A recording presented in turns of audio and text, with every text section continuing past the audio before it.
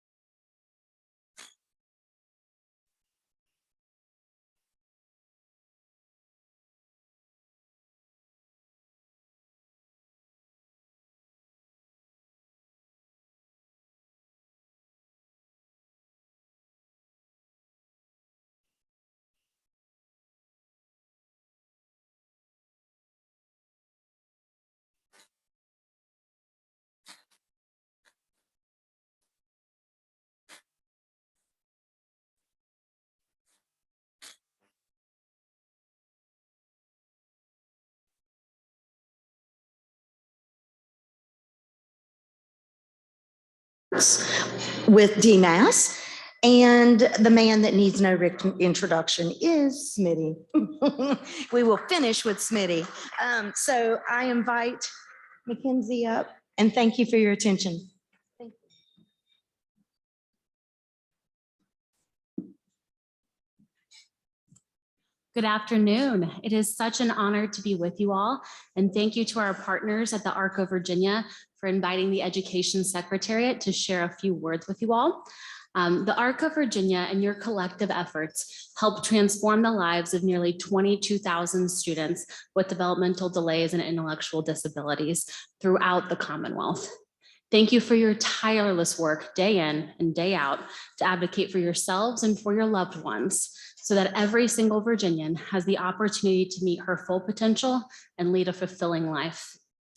That starts with inclusive educational environments, then graduation, then participation in the competitive integrated employment, and living as a treasured member of your community. As the ARC of Virginia has put it so well, it means a life like yours. Please join me in giving yourselves a round of applause to honor each struggle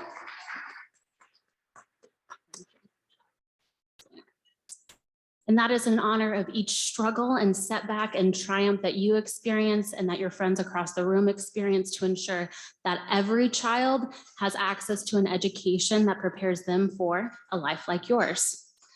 I've been asked to share a few of the Education Secretariat's priorities this afternoon, and one of the first things that strikes me entering this room is the power of the ARC to convene diverse stakeholders, individuals with developmental disabilities, family members, educators, state officials, service providers, all working towards our shared vision.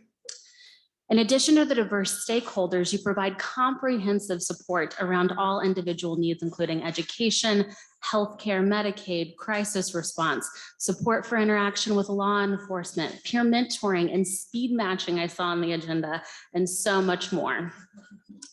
As a sister of an individual with a disability planning the transition from parent to sibling care, my family knows and I know how completely overwhelming it can be to navigate different government programs and systems when you're just trying to get your loved ones what they need to be successful.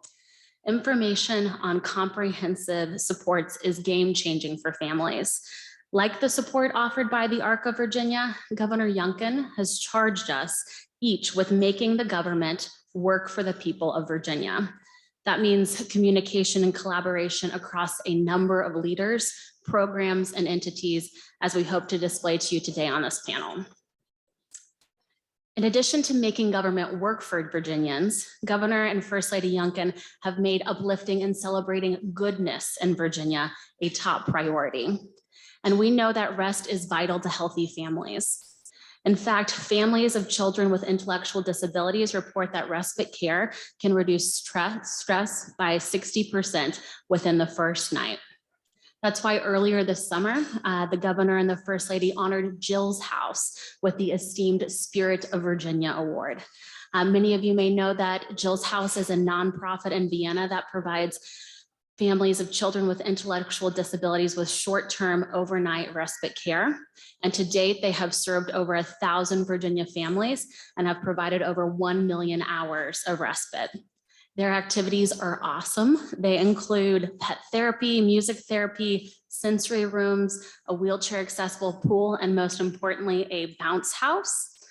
Jill's House also offers care for the whole family through regularly scheduled sibling nights, parent support groups, and for family retreats. Jill's House is a bright spot in our Commonwealth, and so much of the work that you all represent demonstrates the spirit of Virginia as well, and we recognize you and we thank you for that. One of the important actions, or most important actions, since I joined the Education Secretariat almost 4 months ago, was to issue our commitment to Virginians, high expectations and excellence for all students. This report articulates the guiding principles on which every decision we make and every action we take will be based for the next 4 years. And I'd like to focus on 4 of those guiding principles today. 1, advancing parent and teacher empowerment to best serve students in partnership together. 2, establishing and maintaining high expectations for students, schools, and for ourselves. 3, providing transparency and accountability so that each child is seen and receives what they need to succeed. And 4, ensuring post-secondary readiness so that all learners can succeed in life. So let's start with parent empowerment, because we know that parents are a child's first and most important teacher. We are proud that in Virginia, we have gone far beyond the federal requirements to honor and protect parent consent. Importantly, this includes requiring parental consent when any changes are made to an IEP so that we can promote greater collaboration and partnership between parents and schools. We have also provided parent trainings on issues like parental consent and also prior written notice and independent educational evaluations. 2 great examples are Building Strong Parent Advocates, which is a self-paced online training offered in partnership with the Parent Educational Advocacy Training Center, or PETSI, excuse me. It also includes the Family Navigator program, which empowers families to support other families in systems navigation and emotional support in partnership with VCU's Center for Family Involvement. And importantly, to complement our current special education resources, we recently announced the Office of Parental Engagement at the Virginia Department of Education. And this office is charged with empowering parents with information, and preparing and training teachers to work with parents as partners in student learning.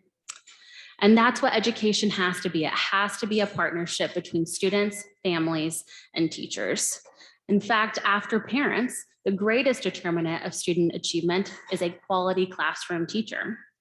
Special education has been, as you know, in the top 3 critical teaching shortage areas since the Virginia Department of Education began reporting shortages nearly 2 decades ago in 2003. It is the second greatest shortage area this year in both percentage and sheer number of vacancies. And 2 things are important to note here. Vacancies are not evenly distributed. They are most pronounced in regions 1, 2, 3, and 8, sometimes double, sometimes almost triple that of the vacancies in other regions.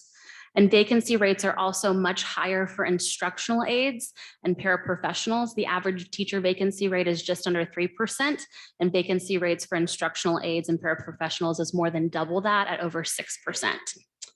So what are we doing to address this? We are developing a strategic plan focused on a few initial goals. 1, reducing barriers to entry for qualified individuals, especially those who are certified in other states. 2 is recruitment and retention and training to make sure that more qualified individuals are eligible to fill shortage positions. But we need your feedback on the development of the strategic plan, and when it's finalized, we need your support in helping implement it. In addition to teacher shortages, we are very focused on ensuring that teachers are prepared and empowered to provide inclusive educational environments. And you all know that this means academic inclusion, social inclusion, and physical inclusion to the maximum extent possible in the general education setting so that all students are educated in the least restrictive environment. And we're providing extensive resources to support the field in that endeavor. 1 new exciting resource is the Virginia Inclusive Action Planning Guide tutorial. Many of you might know about the action planning tool from the department that helps school divisions meet the requirement to execute a self-assessment of current inclusion practices and to develop an action plan for improvement. This new tutorial provides training on how to use that tool, but also the use of evidence-based inclusion practices and quality indicators for inclusive schools. Additionally, we have the K-12 Inclusive Practices Guide for parents and for school divisions, and the Inclusive Practices Partnership Project, which recognizes schools and educators for outstanding inclusive education programs, especially for those students with disabilities with more significant academic and behavior needs. In empowering teachers to best facilitate inclusion, we must also focus on the preparation and training of general education teachers and administrators, because we know that 71% of students with disabilities are educated in the general education classroom. But about 50% of special education directors thought that fewer than half of those general education teachers had the skills necessarily to appropriately support students with disabilities. That's why the department had developed the Excellence in Co-Teaching initiative to support teachers in co-planning, co-teaching, and adapting instruction. There's a great new resource from the first 5 years of this initiative that offers practical advice for effective co-teaching called Chalk It Up to Experience, tips from real co-teachers of Virginia. And if you want to dive deeper, you can also visit a co-teaching demonstration site. You can get distance mentoring, and you can request co-teaching professional development in your school or your school division. Inclusion is a vital part of high expectations for students, schools, and ourselves, which brings us to our second core principle. We are also supporting school divisions to implement higher quality education programming for students who are seeking applied studies diploma, and we're supporting parents in better understanding what an applied studies diploma entails. But high expectations are only meaningful when we ensure that accountability and transparency for those expectations, our third principle. And we must see every child and meet every child where they are. Much of our efforts to ensure transparency and accountability have been framed by the 2020 JLARC report, which many of you are very familiar with. The Virginia Department of Education has begun or completed implementation of all 27 of those JLARC recommendations, but we're going to focus on the department's monitoring process revisions because it impacts transparency and accountability for so many of those additional recommendations. So first, starting with monitoring frequency, that's been increased from 4 school divisions every year to all 132, now 131 school divisions every 5 years. The new monitoring program was piloted last spring, spring 2021, and the first year of implementation was school year 21-22. And now the monitoring focuses on inclusion in both academic and non-academic experiences, as we've discussed the numerous supports on inclusion that we're driving forward, and also focuses on identification and eligibility, IEP development and implementation, and post-secondary transition planning. So digging into identification and eligibility a bit, please recall that the Independent Educational Evaluation Regulations, or IEE regulations, have been modified to importantly clarify that the parent of a child with a disability has the right to an IEE at public expense if the parent disagrees with the school division's evaluation. And IEPs, we also know, must be focused on understanding and meeting the needs of students. So the development and implementation of IEPs should include a student's academic and functional needs, the impact of a student's disability on her educational and performance, academic and functional goals, and finally, transition planning, including identification of specific transition services and specific measurable post-secondary goals. Which brings us to our 4th principle, ensuring post-secondary readiness. The department supports post-secondary readiness through a number of initiatives, but I'll just highlight 4 briefly. The first is the I'm Determined initiative, which is executed in partnership again with the TTACs. And through I'm Determined, Determinators, which is the best job title and probably job ever, get to provide opportunities for youth and families and teachers to practice self-determination skills. Another great partnership with the Parent and Educational Advocacy Training Center is a free self-paced online course called Transition University, which covers supported decision-making, power of attorney, guardianship, and age of majority, special needs trusts and ABLE accounts, all components of independent living and connecting to adult services. And then finally, there are 2 highly successful work-based learning initiatives I'd like to highlight. Project Search, firstly, of over the 1,000 participants in Project Search since 2021, 79% are now competitively employed. And secondly, Start on Success, and of over the 160 participants since 2021, 52 have achieved competitive employment, 41% are enrolled in college, 13% were both, and 3% were enrolled in the military. Obviously, these are results-driven programs, and we look forward to continuing to grow them in school divisions across the Commonwealth. But readiness also means kindergarten readiness. And in early childhood education, we've made students with disabilities categorically eligible for the Virginia Preschool Initiative, or VPI, which would otherwise be means tested. And in collaboration with the TTACs, the Virginia Department's Early Childhood Education and Care Office is implementing a new measurement and improvement system with a focus on transitions from early intervention to early special education to kindergarten. So what do all of these guiding principles and the great initiatives within them drive towards? They drive towards becoming a best-in-class education system and providing best-in-class special education to students with developmental disabilities.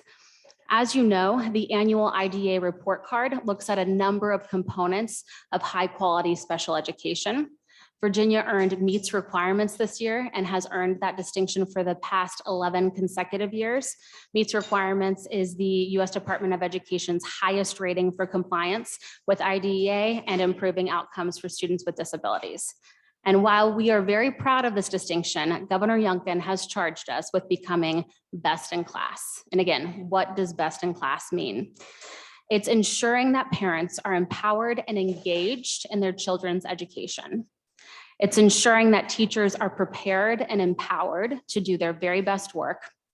It's embracing high expectations for each child. It's focusing on preparing every child for what comes next. It's putting an end to a one-size-fits-all approach to education. And it's ensuring that every student with a disability receives the services and supports that meet their needs and prepare them for further education, employment, and fulfilling lives. It's a fair shot at attaining the American dream, and it's a life like yours. We look forward to continuing to work together in our pursuit of a best-in-class education for students with developmental delays and intellectual disabilities. And again, we so appreciate your partnership.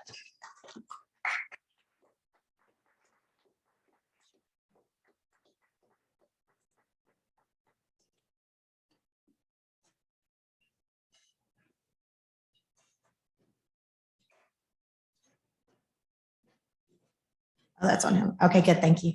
Lucy is in the audience somewhere. We'll probably have time for just like possibly one question, possibly two. Lucy?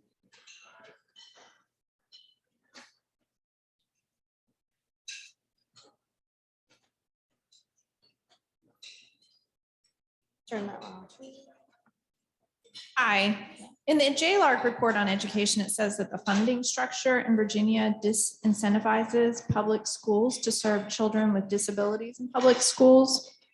What is the administration doing about this, and how is the administration addressing the Office of Special Education Program complaints and communicating that with parents?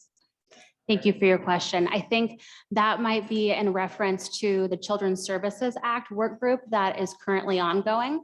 So we've had 11 work group sessions with all stakeholders represented, very productive, very informational and inclusive work sessions. While ultimately the decision to transition private day schools from OCS, the Office of Children's Services, to the Virginia Department of Education will be that of the General Assemblies.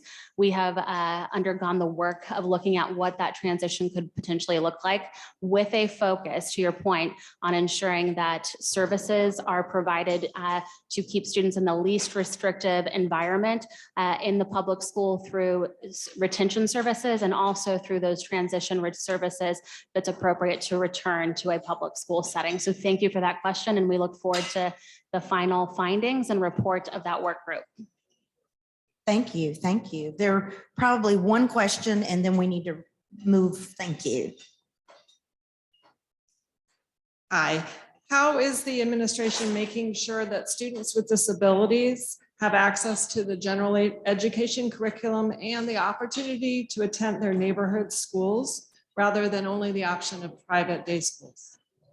Thank you for your question. Again, I would reiterate some of our extensive supports on inclusion. I think one of the main gaps that we've been working to fill is empowering teachers to truly create inclusive educational environments, not just special education teachers, but also general education teachers. So we are having a concerted effort of intensive professional development.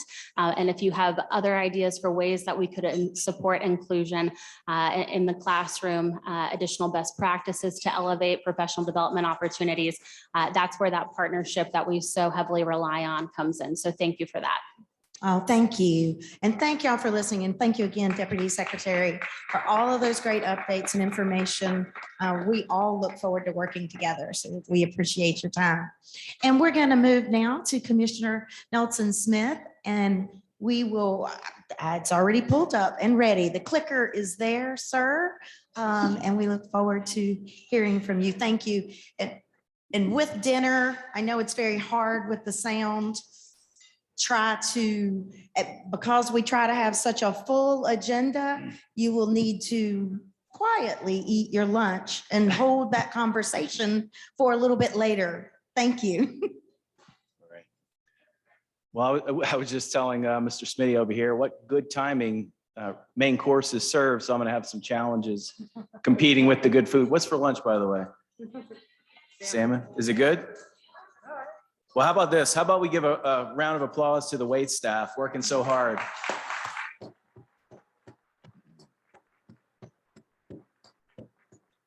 Thank you all very much. And to the people at ARC putting all this together, thank you so much. I'm very, very, very happy to be here today.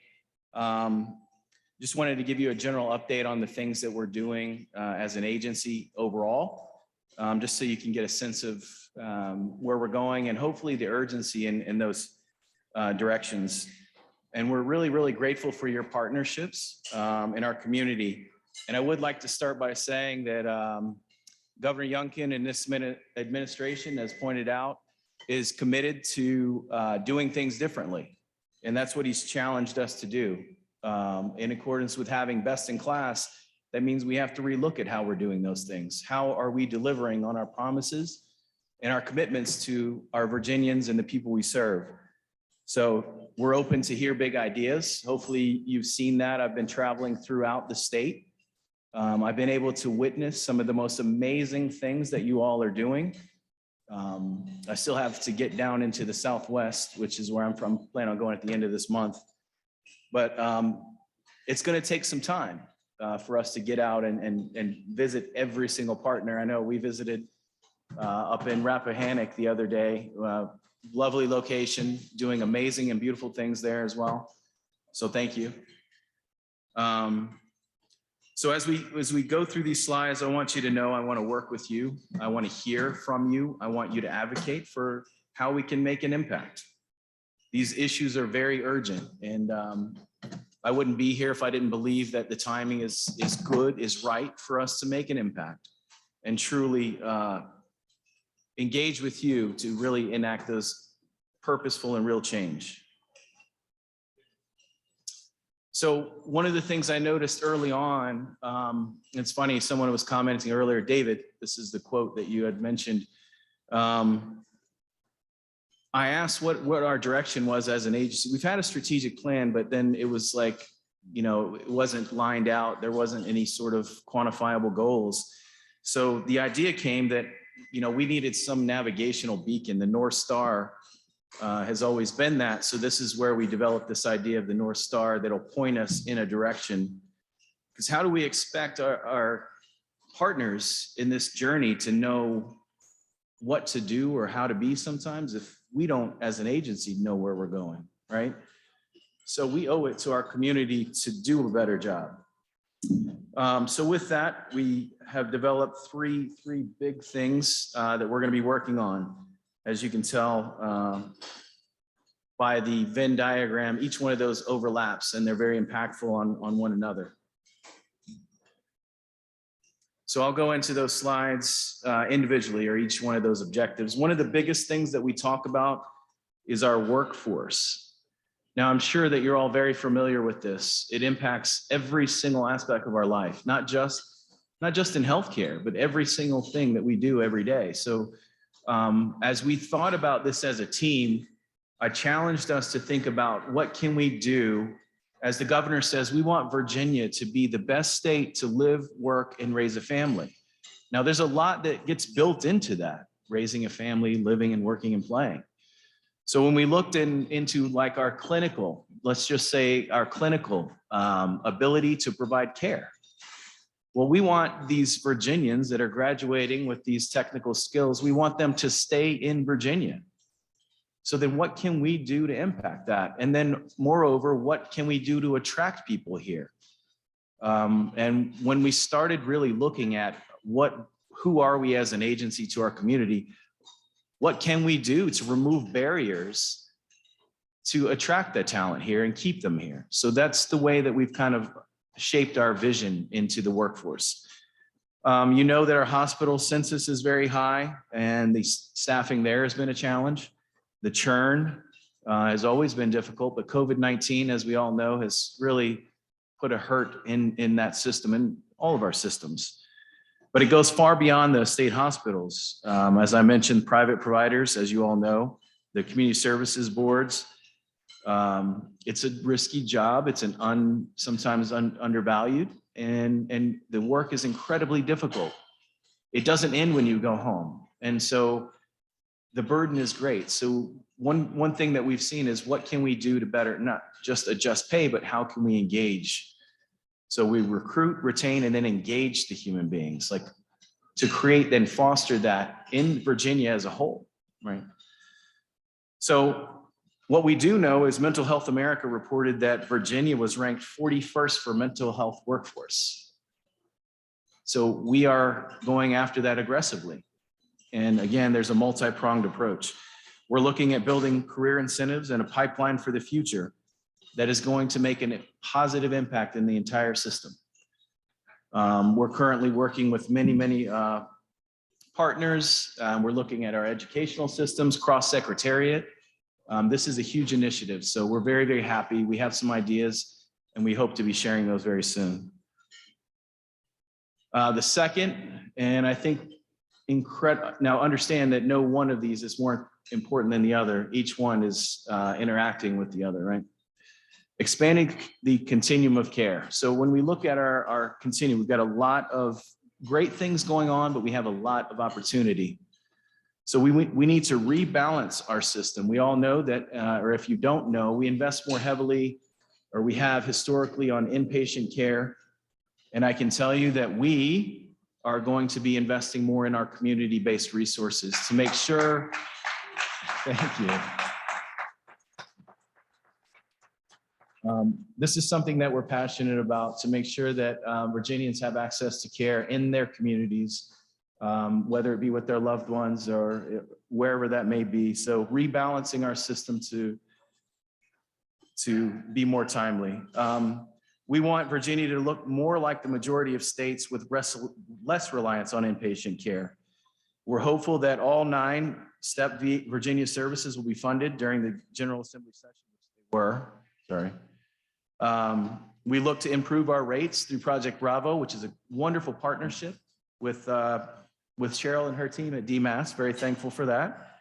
And that'll ensure that providers for behavioral health and DD services receive the rates that are adequate compensation for their services. We also want to call special attention to substance use disorders. As you know, we have a crisis not only in our state, but nationwide. But what we do know is one of our partner evaluated some details, and it shows that we've had a 60% decrease in the misuse of any opioids in the last 30 days by participants in our Virginia State Opioid Response grant-funded programs. This is a huge demonstration of some of the successes, at least in our substance abuse arena. This work doesn't only need to stop there, but expand to fight these tragic increases in overdoses in Virginia, which also was impacting drastically with the COVID-19 pandemic. Where we, DBHCS, are working to develop a stronger crisis system that includes regional and statewide dispatch call centers, mobile crisis and crisis receiving centers that are comprised of services currently provided throughout our crisis assessment centers, or CTACs, crisis stave units, or CSUs, and we're also adding more 23-hour observation units.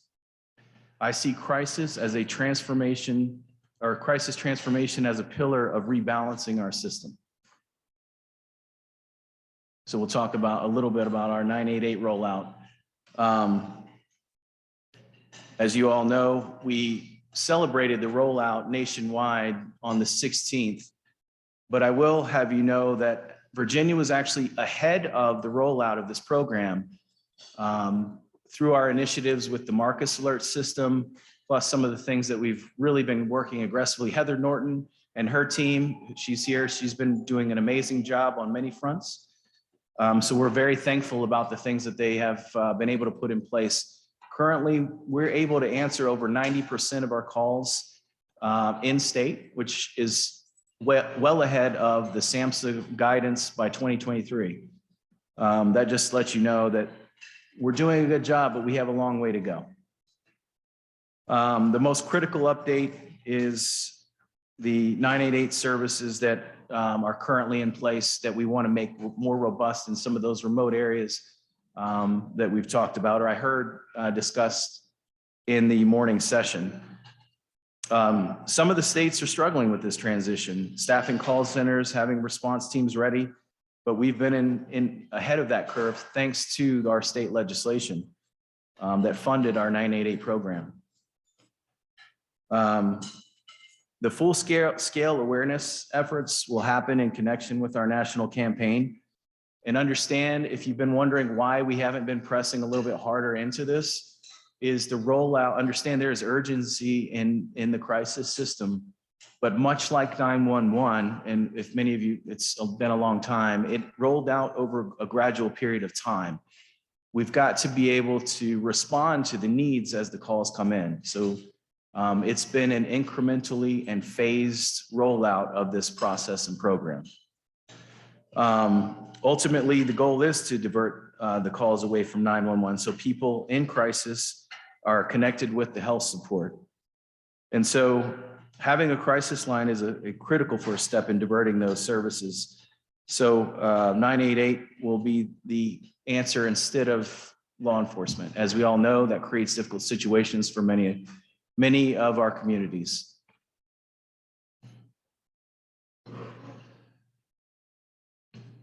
All right, Department of Justice settlement. As you know, the DOJ settlement agreement is in its final stages. I know that is relative, but we have a long way to go, as I'm sure we'll hear shortly. There are many things that we're doing well, but there are targeted efforts on things that we need to do even better. We've gained compliance with certain sections of the agreement, and the deadline for compliance with the remaining sections has been extended by the judge because of COVID-19 and other things to December of 23. The next public status conference is on August 11th at 1 p.m. Parties will now meet with we currently meet with Judge Gibney monthly for a review of at least 4 actions the Commonwealth has taken to meet the indicator requirements. The independent reviewer executive summary found 2 significantly consequential areas for individuals with IDD that the Commonwealth is behind in implementing.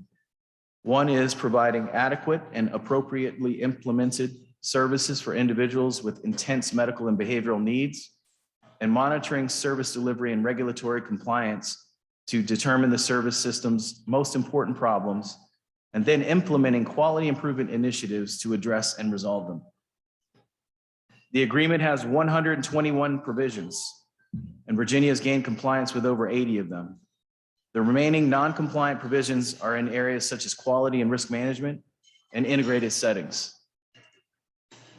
We are challenged by how to develop quality assurance and risk management systems that develop a culture of quality improvement, but also complement licensing regulations. I'll let you read these slides. The independent reviewer's 20th report to the court.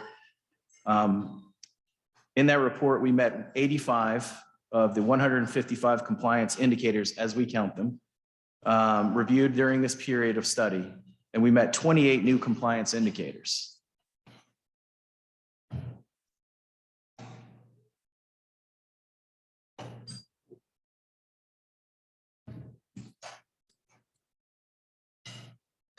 Provision areas for the upcoming 21st review period. You can see here that some of the provision areas for this 21st review period are indicated as such. I won't read them, as you can read.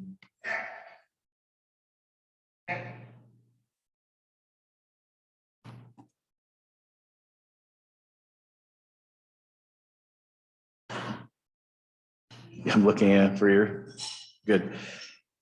All right, just an update on the waiver process. So there are now nearly 14,000 people waiting for waiver services. Of those, just under 3,000 are priority 1 and will need services within a year or less. All slots for FY21 have been awarded, but not all services have been chosen. COVID-19 resulted in some families deciding it's not safe to choose services, and also decreased CSB staffing. So in many cases, those who are ready to choose services and have not been able to access this service, among other impacting variables in various regions. All the FY22 slots were distributed in March. So very briefly, I want to mention that something that was just announced yesterday to all our licensed DD service providers and community services boards. In FY 2021, we instructed our newly QSR Quality Service Review Vendor Health Services Advisory Group to review 100% of licensed DD service providers per QSR round. Originally, the decision to enforce a robust QSR schedule was made to gain ground on achieving compliance with the DOJ settlement agreement by providing a full 18-month term of sampling. This created a massive strain on our community service boards and our providers. So we reevaluated and determined that we will return to the original intent of the QSR to sample CSBs and licensed DD providers once every 2 to 3 years, as the previous pace was not suitable for providers or DBHDS staff.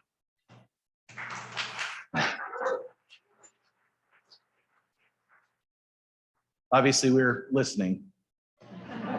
We want to get you back to being able to provide that face-to-face care and get you out of being in a computer or writing most of the time. And trust me, I've been all over the state and we're listening. So in an effort to further decrease the burden on CSBs and licensed providers, we're also in the process of developing a pilot program through which DBHDS, the QSR vendors, and DMAS will have access to a master scheduler.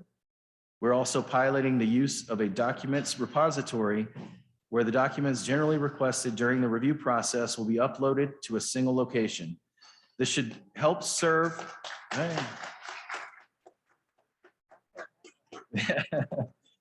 This will help reduce or eliminate the potential for multiple requests for the same documents by multiple offices within a given year. All right, I have 1 minute left. We'll try to go through this. So the final one is modernizing our systems and processes. This is one of those, as the governor calls, swing for the fences. So this is one of our big goals. We need to focus on modernizing a lot of our processes, as we all know. There've been a good deal of work in these areas with a new EHR, electronic health record in place at the state facilities, but we haven't yet to unlock its full potential. So we're still working towards that. We're working to support data analytics for DOJ and STEP Virginia, the quality improvement and other areas. This work helps connect the CSB providers and systems that won't talk. So DBHDS's new data exchange program, including our data exchange platform and enterprise data warehouse, will allow for a uniquely identifiable patient record across the continuum of patient care. One patient, one record. Virginia is spending millions of dollars to improve and expand DD and behavioral health service programs in the community. We need the data to determine the return on this investment, but also help set our future steps that are more data-driven. Having the right people, protocols, and plans aligned will allow us not only to solve this crisis, but also enable Virginia leaders to learn from this, to move upstream to bigger and more complex challenges, and to help more Virginians. All right, well, that concludes the presentation. I know that if we continue to work together, and I look forward to meeting each one of you over time in your communities. I can't tell you how impressed I am.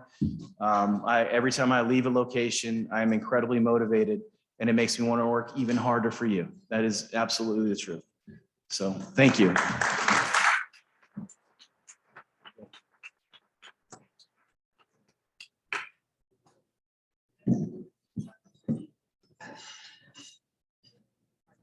All right, wonderful. We're going to save until the end for questions since there's so much similarity here. So Director Roberts, we welcome you.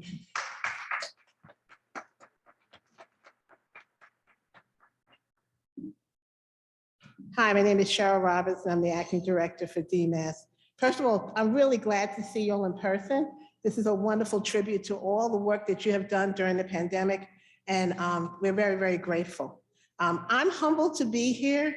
I'm here representing the 700 people in DMAS who give their skills and their talents and commitment to serving people. And so really what I'm getting a chance to do is really brag on them and the efforts that they're making to help and provide services.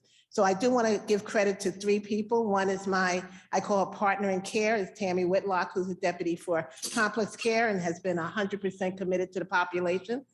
Nicole Martin, who has worked tirelessly to make sure that your waivers are doing well.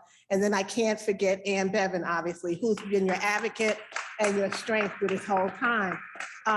So she is the voice. She's the person that no matter what we're working on, she puts her hands up and says, make sure that the population is being seen and being treated equitably. So thank you, Ann, for all your help and your work. Okay.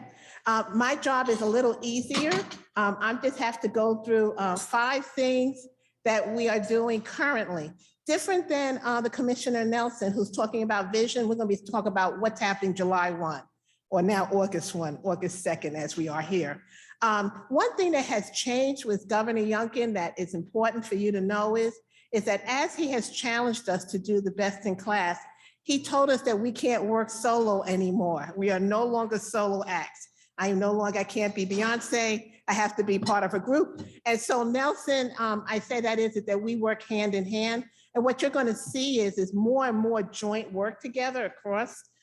So you won't hear DMAS have an answer and DIBIS have an answer. Our answers will be together because we'll be working together. And that's what the charge is.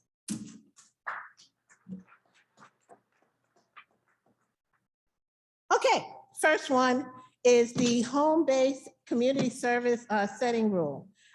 This rule has been around for a while. However, most states like us are still trying to get completely into compliance. Half the states, including Virginia, have completed their transition plan, and now we need to act on the transition plan, which is what we're trying to do. The goal of this is obviously to continue to work on integrating services into the community. And we're working really very hard to meet our deadline of March 2023. So when we come back next year, we're supposed to tell you that we're all done with a checkbox. Okay, so you want to know where we are right now? We have about 4,357 have been done, which is about 37%. However, you should know that you'll be still engaged. We may be contacting you to participate in interviews, but again, let's work together because we want to be at 100% when we come back next year. Okay, that's our goal.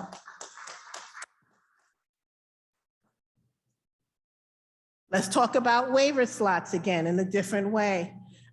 It's funny, for my world that's how I usually hear it. Every budget season we put in for waiver slots, right? And so we count that. And at the end of the year, we say, where are we? And so that commitment has continued. So what we see now is that the good news is there'll be 600 new waiver slots for 2023.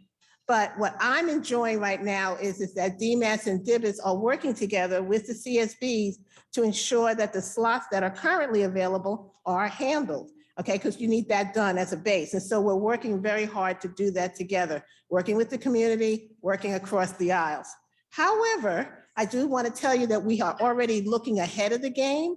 And so in 2023, we know that in the spring, we will be working to get CMS approval so that we can have those slots ready, available, and active on time for next July. Again, promise number 2, in July, we'll be in a different place next year. So I'm giving you that one. Okay, you're happy, Tan. You're gonna invite me again. All right, next one. Increased rates. This is an apology before I begin. All right, first of all, the good news is that rates got increased. Isn't that great? I'm thrilled, all right?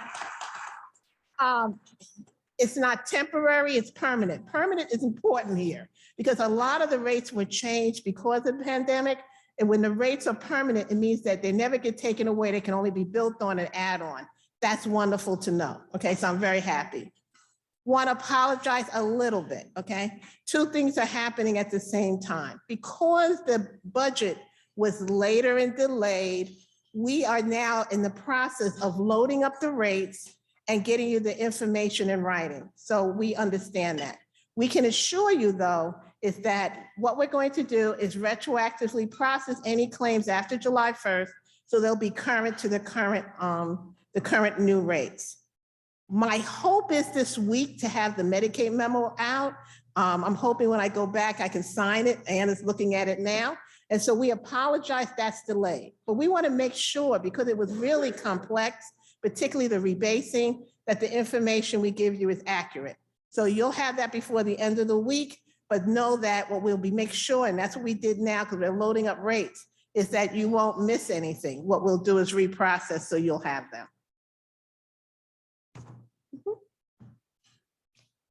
Personal care, companion and respite rates, another big win. The governor and the GA recognizes that you can't have personal care for under the minimum wage. Doesn't work. You can't ask for that. And so in order to make sure that people have the type of services they need and that you have choices in terms of the providers, we have worked very hard to make sure that a 7.5% rate increase will be done. So what you're going to keep seeing is that we're hoping that each year to keep building on the rates, because we too are concerned about workforce. So we're in the same position as the commissioner is, which is what kind of rate do you have to provide to get good and competent care to people who actually need the services. The next one's a little more complicated. Okay, so let me go and talk about it. The public health emergency gave a lot of flexibilities. And some of those flexibilities are going to be permanent, like telework. And some of those flexibilities are going to go away. And then some of those are going to be a hybrid of such. And in fact, Nicole's presentation, when she does it this afternoon, is to talk about those things. You'll hear what stays, what goes, what's in the hybrid. This is a hybrid one. What we realized during the pandemic, and particularly the public health emergency, which by the way, federally is still continuing. I know that I want to bring that up. So federally it's continued at least until October, and we're expecting it probably until next spring, but it's continuing. What we realized is that it was necessary to figure out a way to support parents and spouses to provide personal care to the members of their family. That sounds like such matter of fact, like, of course you should have thought of that. But again, we should have thought of telehealth too, but we didn't. So these things unfortunately came up, and now we're glad that they're happening. However, some of the lessons we learned is that one of the things we're learning now is that although the General Assembly provided this, CMS has guidelines that are different than what's happening now. So there will be some training and changes so that we can make sure that the stipulations and the protections and guardrails that CMS is requiring to do this will be implemented. So later in the year, you'll see that there'll be training sessions so that they'll be talking about how we make this transition. But right now, we're in the public health emergency for federally. So right now, we're continuing things as normal. Did that make sense? Right? So that's the hybrid one. And then last but not least, the two easy ones. One is not here and one I'm going to talk about. The one that's not here is the one I'm thrilled about, which is preventive care. Preventive care, most people heard this story. I'm going to say it anyway.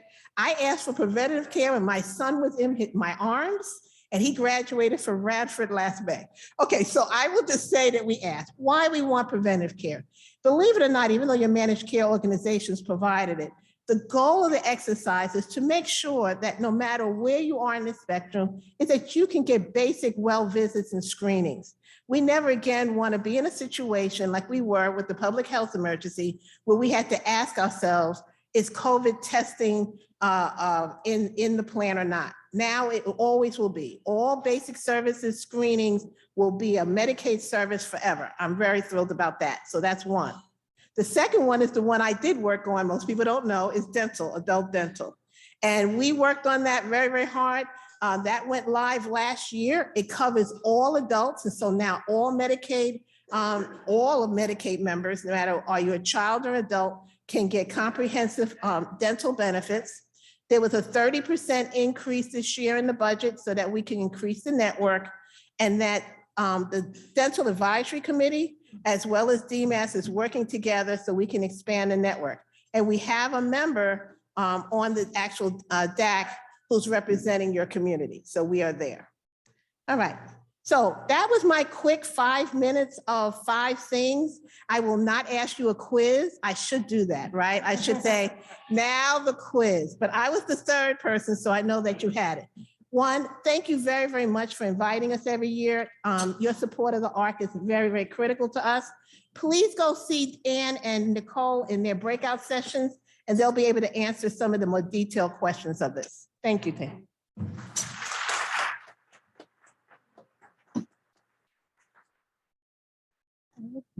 Okay, and we now have Kyle Smiddie with the Department of Justice.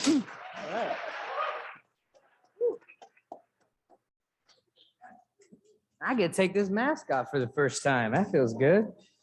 Don't tell my wife, all right, guys? For those who don't know, my wife is a family physician, so I promised her I'd wear the mask the entire time I was here so that my 4-year-old who does not have the vaccine will be protected. So the first thing I want to do with you all is I want to do a little exercise that my 6-year-old does with me, because you guys have been standing here listening for folks for a long time.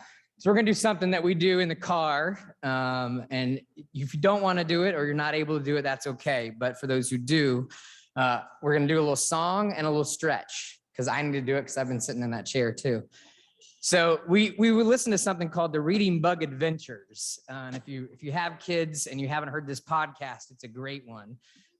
But there's a song at the beginning that you get ready for the adventure. And so, not that my speech will be an adventure, but this is the song, so you guys can follow along with me. And I expect you guys to watch the people behind me to make sure they do it too, okay? Okay, so here's how it goes. Reach up high and touch the sky, reach down low and wiggle your toes and wave your arms from side to side, and now we're ready to go.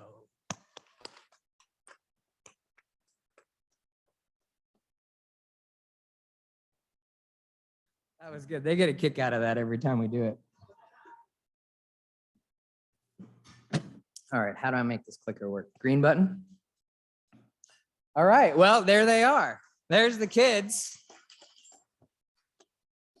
So some of you have met Kate. She's now 6 years old. And I like to say she hasn't quite outgrown the settlement agreement, which is 10 years old.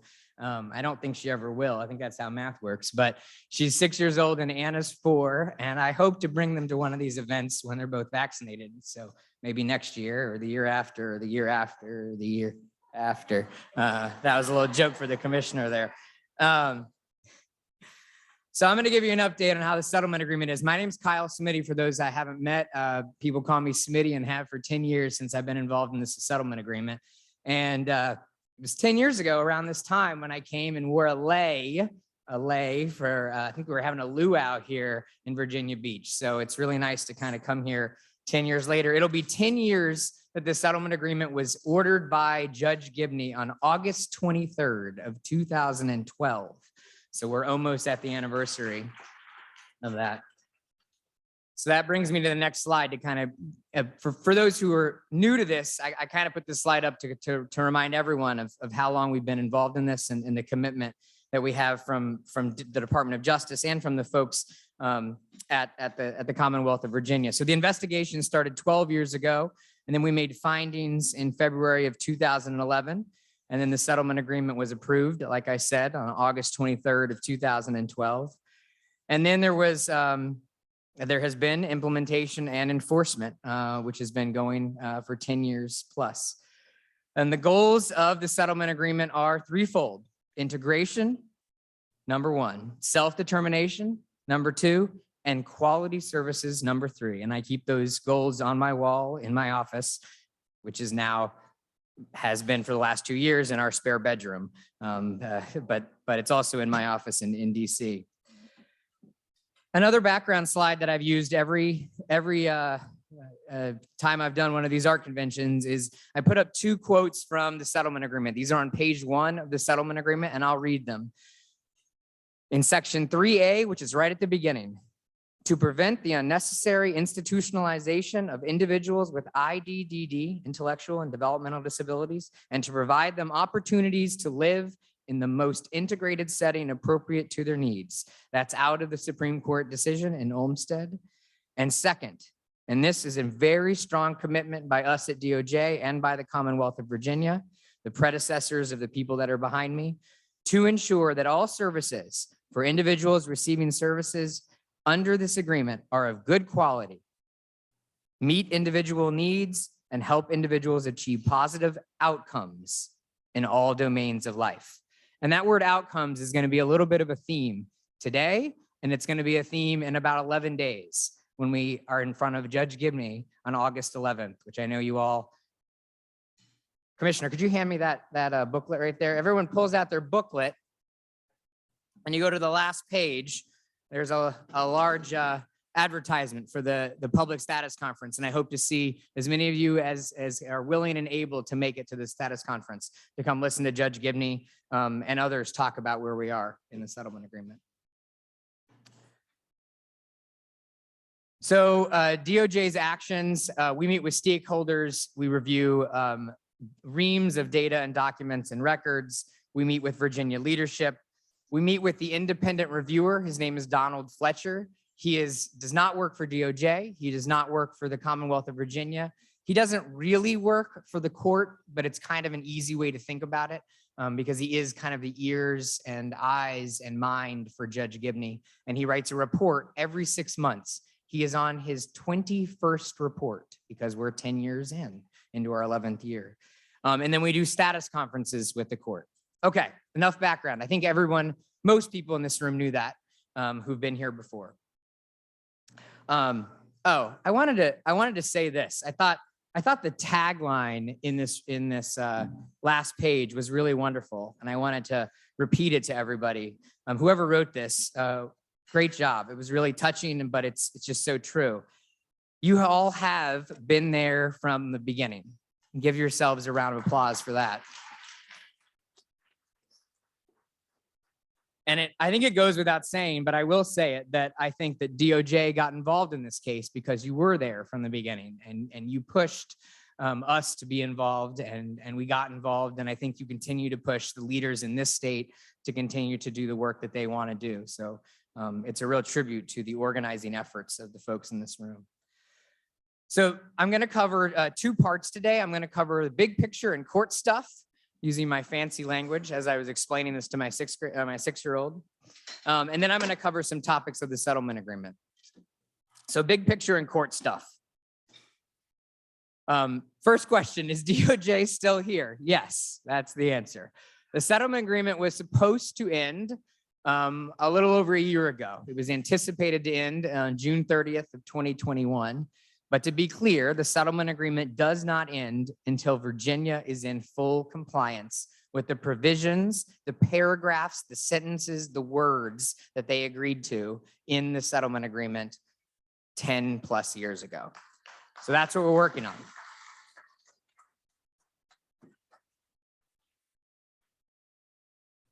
So a little bit of background.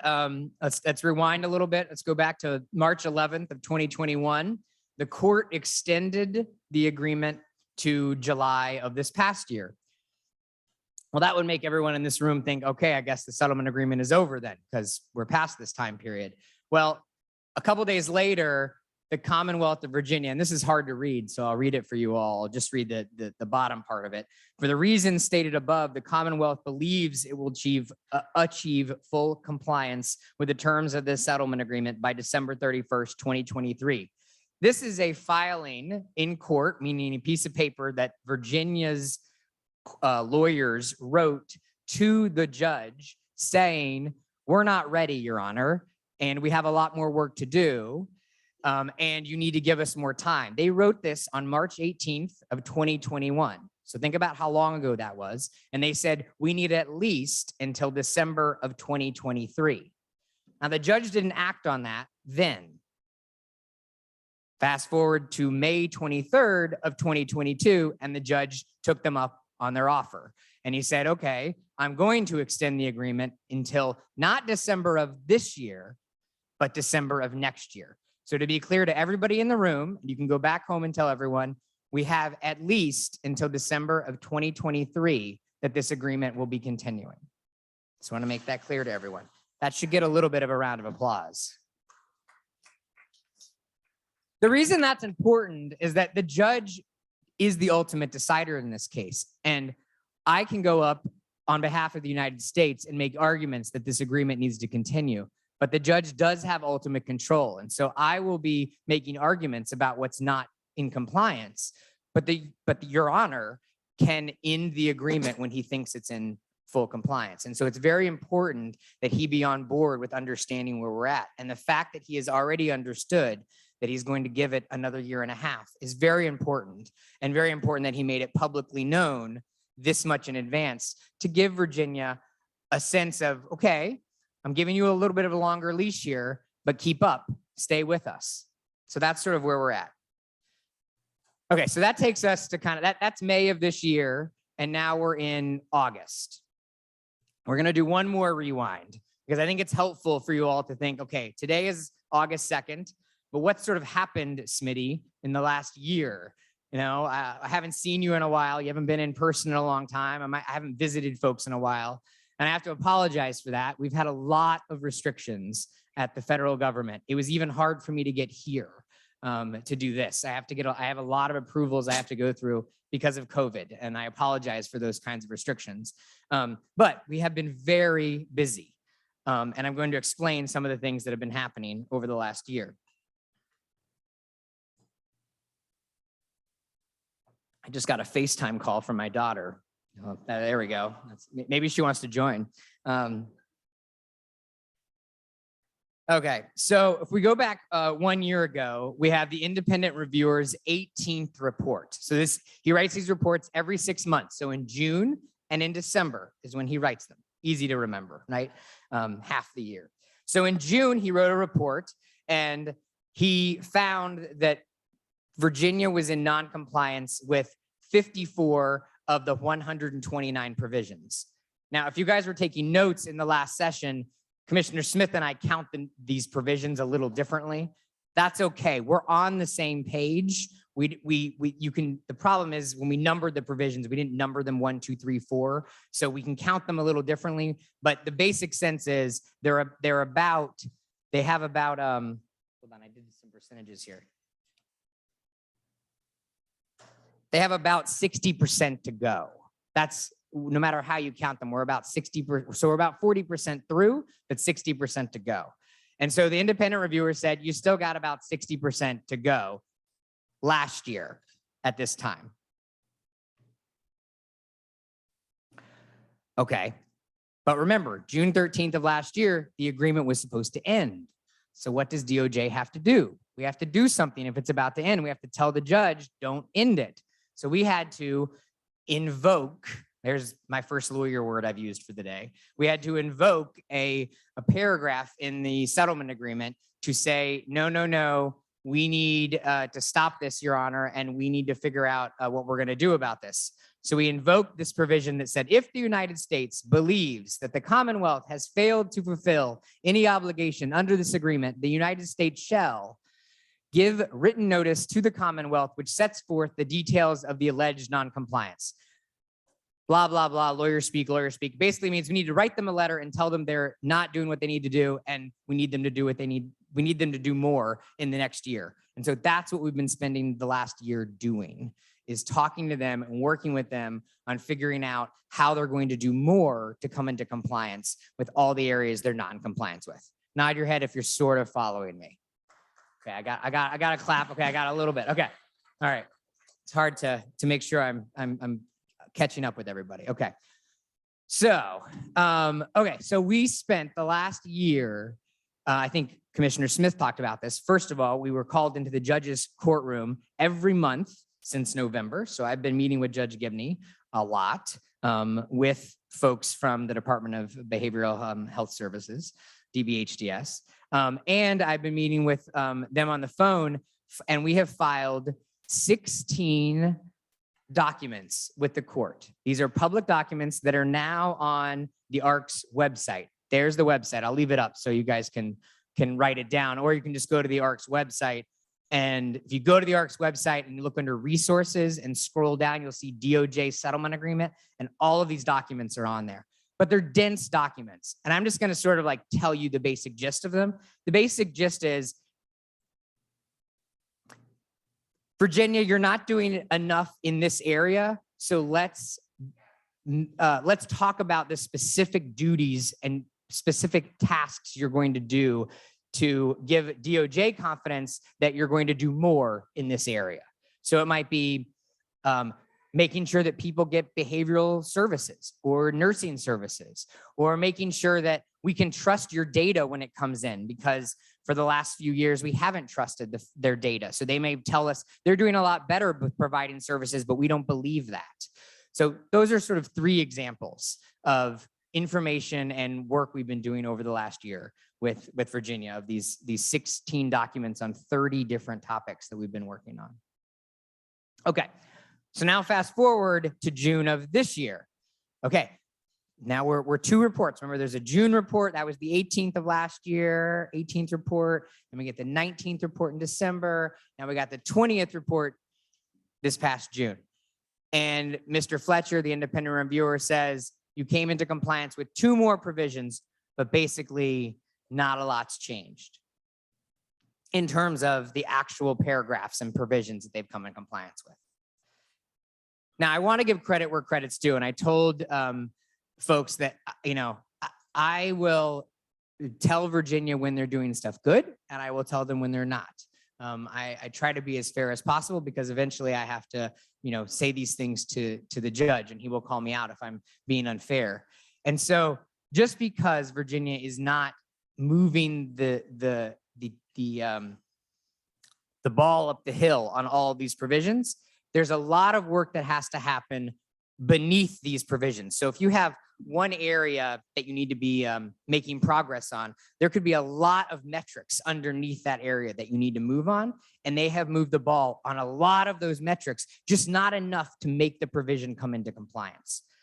So just to give you a number, and trust me, you don't want to go here with us necessarily, but there are 317 compliance indicators that represent, oh, I can't go backwards. There you go. That represent the 52 out of compliance provisions.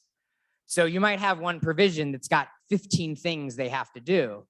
And in the last year, they might not have met all 15 of those things, but they met 9 of those things, or maybe even 14 of those things, but they didn't get the 15th. And so they didn't get that one, they didn't get compliance. And so what I'm saying by all this is progress was made in the last year, just not enough progress to show that they got into compliance with provisions. Okay. So you've been there from the beginning. I hope you'll come to this so you can hear us talk through some of the things that are going to be happening on August 11th. I think what's going to happen at the August 11th hearing is that the judge is going to pat Virginia on the back for things they've done, and then he's going to talk to them about a lot of things that they got to keep doing. I'm making eye contact with some of the Virginia leaders right now in the room.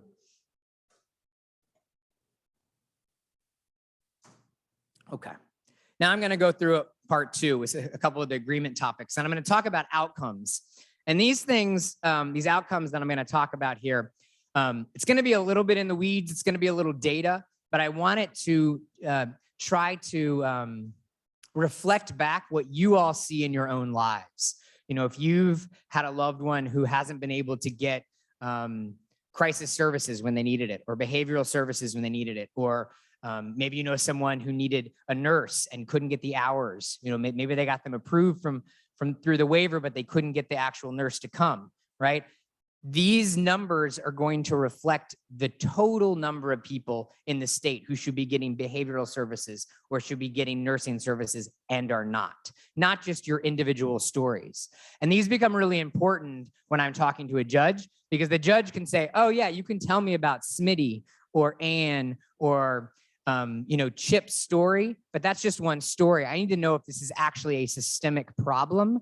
And so that's why we push the state to tell me, well, how are you doing overall? So that's why I'm going to talk about these outcomes next. First, I'm going to talk about 3 topics. That's it. I'm going to talk about the individual and family support program, because that impacts everyone and a lot of people in this room. For those who don't know this program, this didn't exist 11 years ago, and it exists for people who don't have a waiver. It's not a lot of money, but it's a little bit of money. And the state has spent $26 million on this project. And that's not money that's gone into the pockets of people like me wearing suits, bureaucrats. It's money that's gone out to individuals. All of that 26 million is money that's gone into being reimbursed for individual kinds of services. The Individual and Family Supports Program is supposed to be a comprehensive and coordinated set of strategies. And on page 7 of the agreement, it talks about at least 1,000 individuals will be supported each year. And Virginia has done that. They have done that. 1,000 people have been supported every single year. One thing they have not done totally satisfactory to the independent reviewer is to target it towards those who are most at risk of institutionalization. So that's a thing they have to work on. Instead, what they have done is just try to work out a process of first come, first serve, which if you could imagine, I said, everyone, I have a whole pot of money up here, and whoever can get here first gets that money in this room. That's going to create a problem in this room, right? And it's very unfair. So they're trying to figure out how they can make that more fair. Tanya would probably be the first person to get that money, just to be clear. I guess, sorry, she kind of moved in the chair when I said that, by the way. You can't see this chart, but you'll be able to have these PowerPoint slides. And this is from DBHDS's website. This shows how they've spent money each year. So this is kind of my evidence packet, and how they've spent $22 million in the first 8 years of the agreement each year to spend money on this program. And then this is my slide that talks about this first come, first serve approach does not meet the most at risk of institutionalization requirement, and Virginia must come up with an alternative. And as of the June 2022 independent review report, no clear alternative was there. I'll add that there have been problems with the IFSP platform, to say the least. Everyone in this room who knows about these problems could probably get up here and rant about it. And the folks who work at DBHDS are full aware of the data breaches that have happened. This is from their website. Actually, no, this is from Donald Fletcher's report, Mr. Fletcher's report. But what it says is that that the utilized funds from both fiscal year 21 and 22 will be awarded and were awarded for $4 million in the most recent funding period. So basically, they made mistakes and they backfilled and caught up for it. So I wanted to acknowledge that, because I gotten some questions even yesterday that people thought that money had still needed to be given out, and I wanted to make sure to make that clear. On their website right now, it says that the IFSP is still developing a new process to accept requests for assistance, and we expect to be able to receive application in early 2022. It is not early 2022 anymore, and this is still up on the website. Once we are ready to launch, we will provide notice through the IFSP listserv. I checked the website last night. This is still up on the website. I let the people at DBHDS know that, and they assured me that this would be changed later this week. That deserves a round of applause, I think, right? Anything?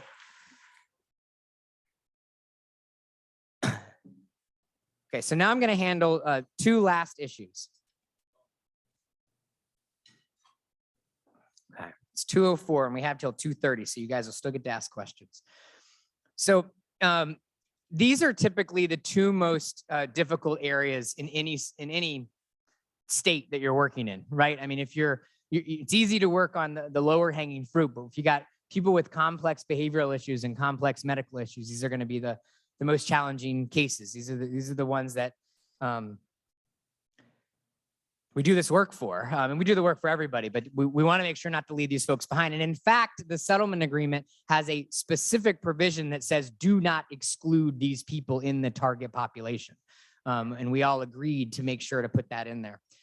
So how are we doing on complex medical needs? I'm going to go through a couple of the compliance indicators. Remember when I put that slide up that said there were 317 of these compliance indicators? Well, they don't mean much until I start to redo them and kind of explain what they mean. So I'm going to do that.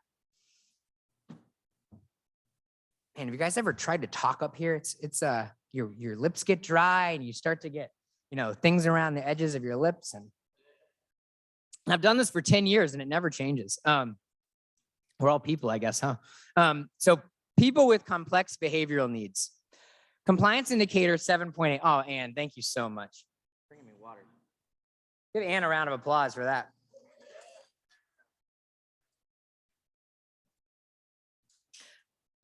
So one of the things that Virginia committed to, this is a pretty good thing. 86% of children and adults who are known to the system will reach crisis assessments at home, the residential setting or other community settings, non-hospital CSB location. Why is this important? This is important because if Smiddie is having a crisis and you send me to an emergency room, there's a high likelihood that I'm going to end up in a psychiatric hospital. But if you send a reach team or a crisis team or a social worker or someone knows how to de-escalate to my house or to the McDonald's before the police get there, let's be clear, right? Send and help de-escalate the situation, there's a high likelihood that the person is not going to end up in a bad situation. And so this commitment is that 86% of these assessments will happen in those better places rather than the places that are more likely to lead to worse outcomes. That's a good commitment. The problem is the outcome is not there yet. So I put this data up there to show where we are in terms of the outcomes. This is over the last 2 fiscal years, and we're not, I shouldn't say we, I mean, you can see how I feel like I'm part of the system trying to make it better. The Commonwealth of Virginia is mostly in the 40s and 50%.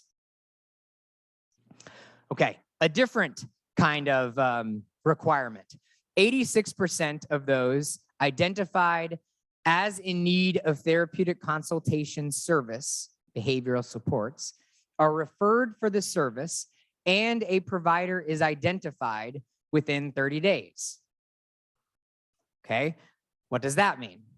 That means that if Tanya needs behavioral services and it's identified by Smiddie, her case manager, that she should get a therapeutic consult, a person who's an expert within 30 days. You should be able to find that person.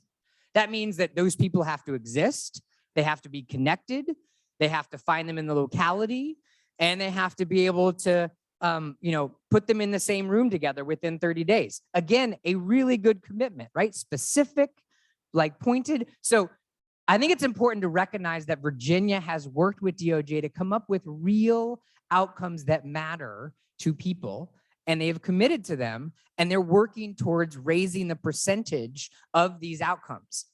Again, though, the percentage is not there. It's really low, 45%, then it went down to 35%. However, recently it's gone up to 60%. And you can see the raw numbers there, which I think are helpful because it shows you how many people are involved in this. Now, we're not talking about thousands of people in Virginia, and I admit that, but we are talking about hundreds of people who have lives and who are trying to find experts in their home who could help provide them some behavioral services. And between September and January of 2022, there were 387 people who case manager said they needed a behavioral service provider, and only 230 of them got them within 30 days. Okay, another example. This one has kind of 2 parts to it. First, DBHDS will report the total number of people who need that therapeutic consult as identified by the case manager, and how many people actually received it. So it's not just within 30 days, but Tanya got it maybe 45 days later, or 50 days later, or 180 days later. So maybe it took longer than we needed, but at least we were able to find the person eventually. Okay, so that's step 1. And then step 2, here's the real important thing for everybody in this room is, okay, so now we've got, I need to pick another name. But now we got Heather, who's the expert who's going to show up to help Tanya out. But Heather is no good. She doesn't add any value to this, right? That's gonna tick everyone in this room off, because then what a waste of time that was. So one of the things the state is committed is that they will review not just the chart, but talk to people and find out, was Heather helpful to Tanya? Was it good quality therapeutic consultation? Did it actually help the situation out when you were crying out for help and needed help with that? And right now, as they've looked at it, they looked at 100 sets of behavioral programs to see if they were good. And I bet some people in the room would think, well, it's Virginia, so they probably said that, 95 of them were good out of the 100. They didn't. They said that 13 of them were good. That's quite an admission.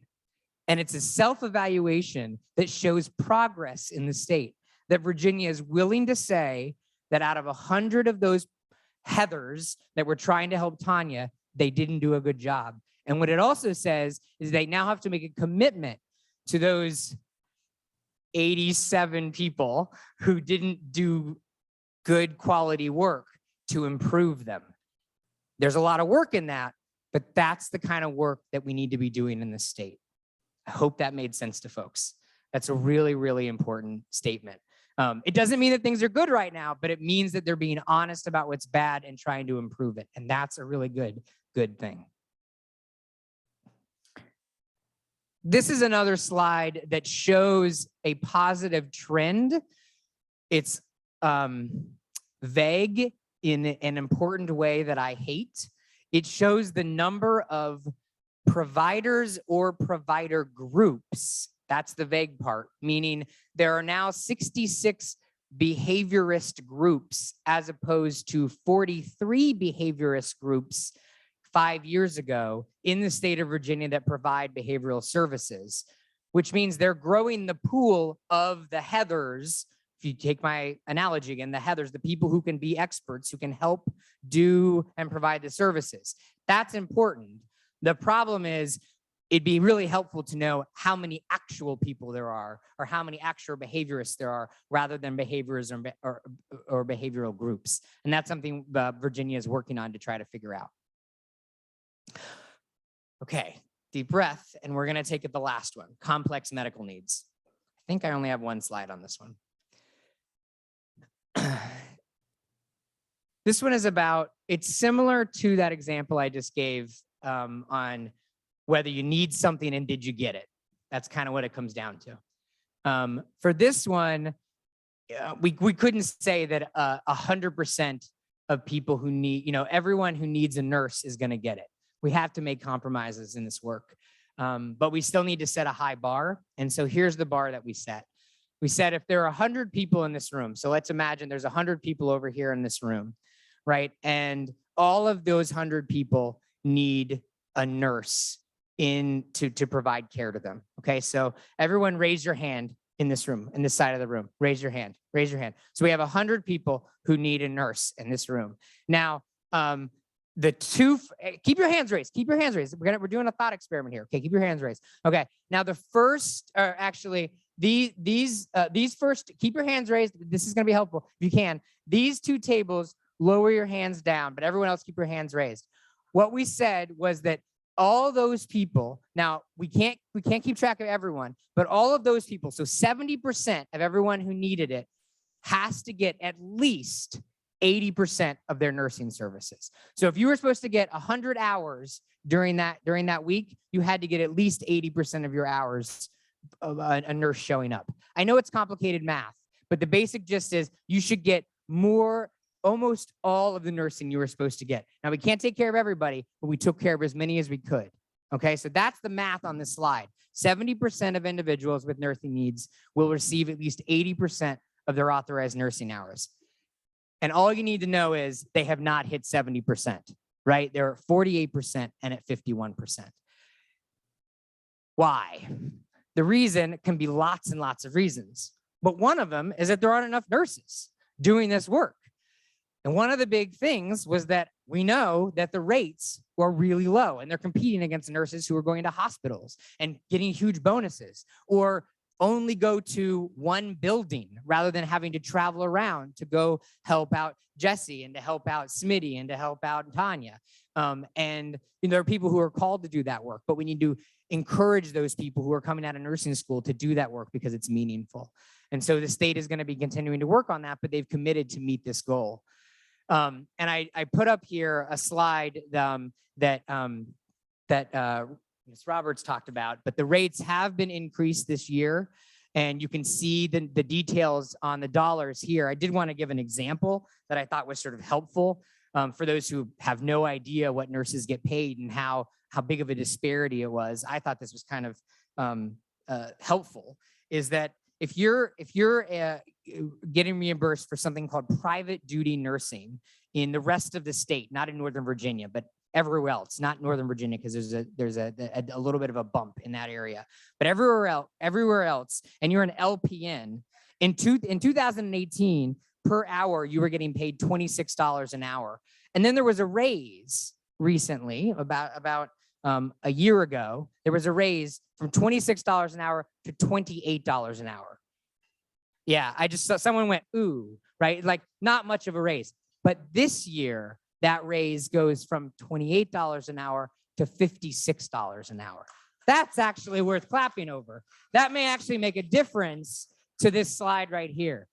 So again, DOJ isn't promising anything here. We're not saying that these things are going to get fixed. We'll keep track of these outcomes and we'll keep watching them and we'll keep reporting them. But we hope that by the state responding to these outcomes, and we'll keep watching them, and we know that you will still be there because you've always been there. Say it with me, from the beginning. Thank you very much.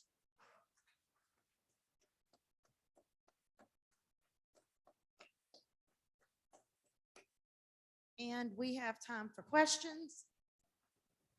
Lucy has one, Kim has this.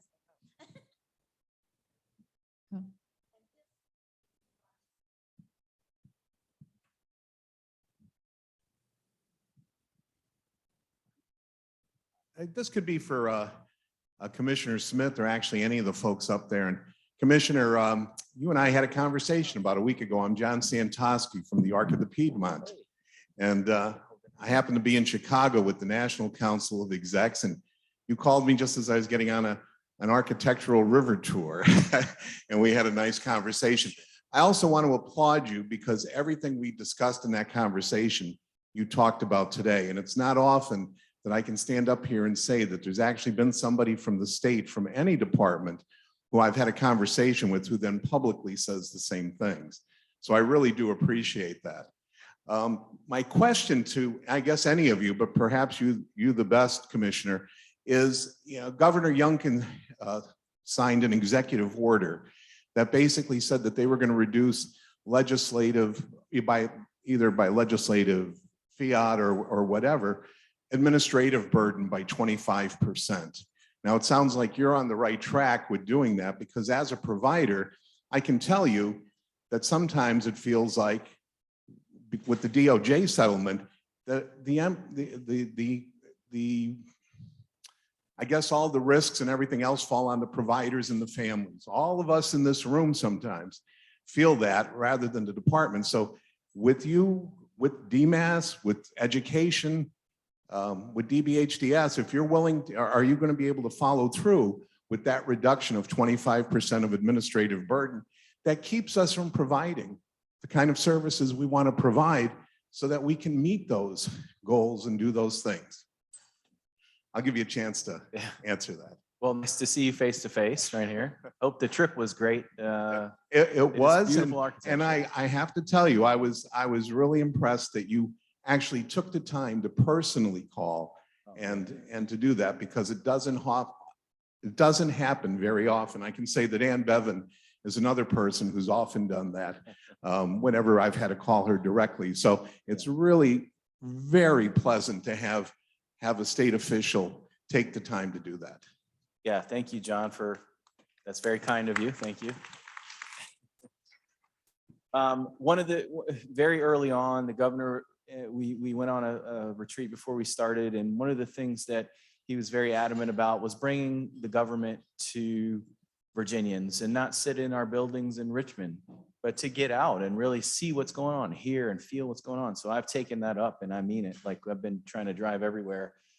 And as far as the 25% internally, what we're looking at in our agency, I know it's cross secretariats, but just the example of when we talk about bringing providers, this is just one example. Having capacity here in the state of Virginia, having people set up shop and take care of Virginians is a very big thing. And in my travels, I've heard, and I know that our licensing process is very cumbersome. A lot of the administrative requirements, we could say DOJ and all these other things. Second and third order effects is, sometimes we have to figure those things out along the way. We still want to provide quality data, but we have to understand that the people are in the field providing care. And so to give you a sense, so to get a license in Virginia at least for our outpatient license, it takes about 9 months. It was a year or something like that. So our goal is to get that down to 90 days. And then by 2025 is to have it down to 30 days. There are other states that are able to provide a license to providers within 30 days, for example, Tennessee.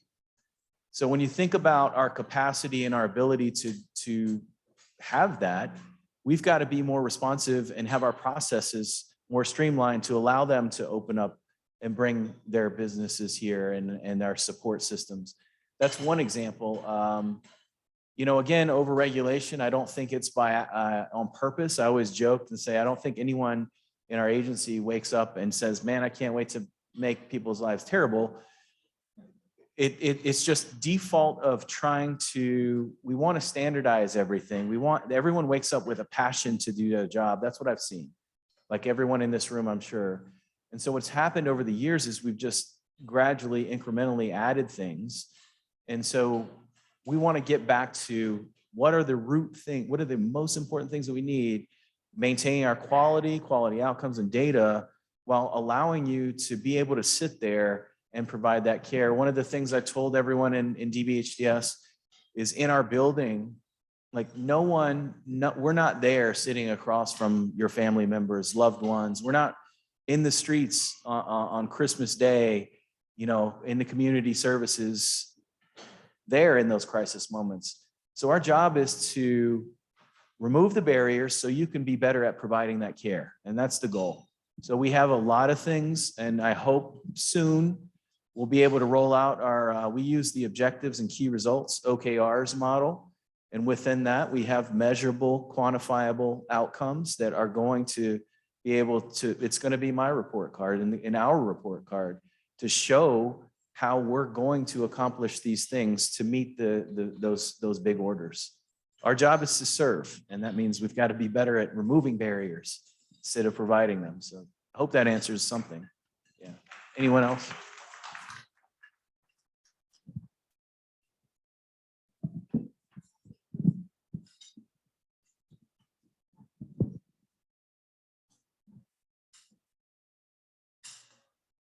Hello, my name is Ivy Kennedy. I've been advocating for a pay raise for 20 years. Here's my comment. I repeatedly see is policy that allows extreme profiting from disability and inequitable delivery and utilization of home and community-based services. Change policy so there is equity reflected personal care attendant pay rates. There are 3 things happening. 1. People like myself cannot find Medicaid consumer-directed in-home attendants because they are not paid a living wage. A fast food job pays more than an in-home consumer-directed attendant.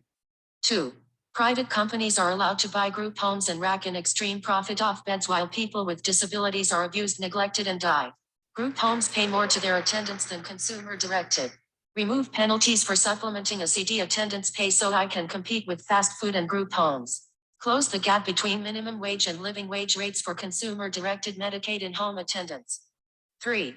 Agencies can start an attendant business anywhere and have lax regulations. Because of agencies' unprofessionalism and unethical behavior, their attendant turnover rate is extremely high. The agency is paid when their attendants do not come into work, which is Medicaid fraud. These agencies are numerous, which deplete my hiring pool. Shut down corrupt agencies and bring back tools to empower people on consumer-directed such as my support. Require hourly pay rates be on a public web page for attendants working as consumer-directed, in-home agency and group home. My husband cannot return to work with the current state of in-home attendance. I once worked from home and was paid a full wage. One of the factors of why I resigned was the current state of in-home attendance. I'm on a conveyor belt of a broken system with no choice but a group home to be a fat paycheck in somebody's pocket.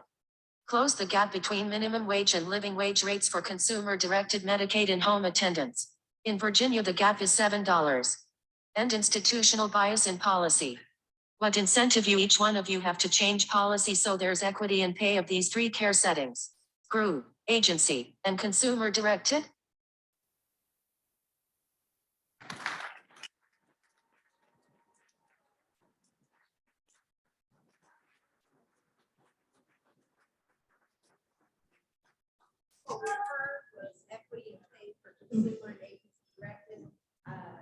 $7, yeah.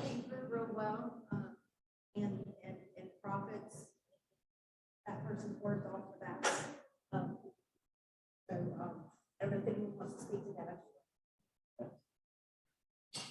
The only comment is that, as I mentioned, is that we did increase the rates for personal care for, so that will be helpful. However, it's still too low. Okay, and so that means that's something we'll have to address in the next General Assembly. Okay.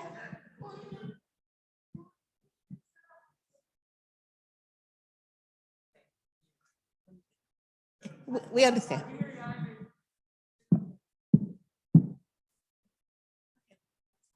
Yeah, give it to her.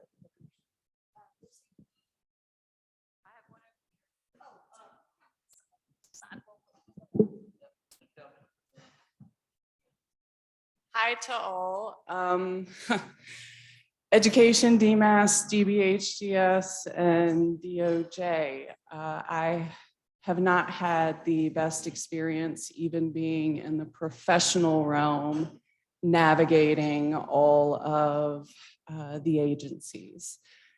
I would like to say that I do believe if special ed had an opportunity to write an IEP for the Commonwealth of Virginia on the DOJ settlement, we might be able to come up with some benchmark objectives that would be meaningful. I legitimately work with families across the Commonwealth of Virginia who are unable to access, whether it be special education, whether it be Medicaid, whether it be crisis supports and services. I'm not sure where you guys get your data, but nobody called me when I called REACH the Friday Memorial Day weekend and was told to call back on Tuesday when my son was in crisis. And I'm not the only parent that that's happened to. I'm not the only parent that has a child with autism who can't access Virginia's Medicaid waiver system or behavioral supports, or who went 23 nights without sleep because of lack of support. I'm not the only parent that's called DBHDS, couldn't get help because they don't use the language that DMAS uses. And DMAS uses a different language from DBHDS. I'm also not the only parent who has received a manual and been told to read it and figure it out myself. These families deserve better. These individuals deserve better. And I do this so that nobody has to ever feel the same way that I did or go through what my family went through.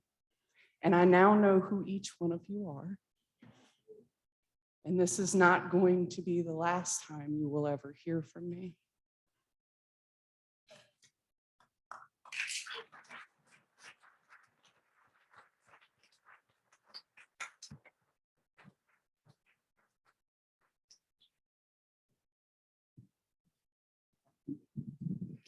Hi, my name is Jennifer Brown.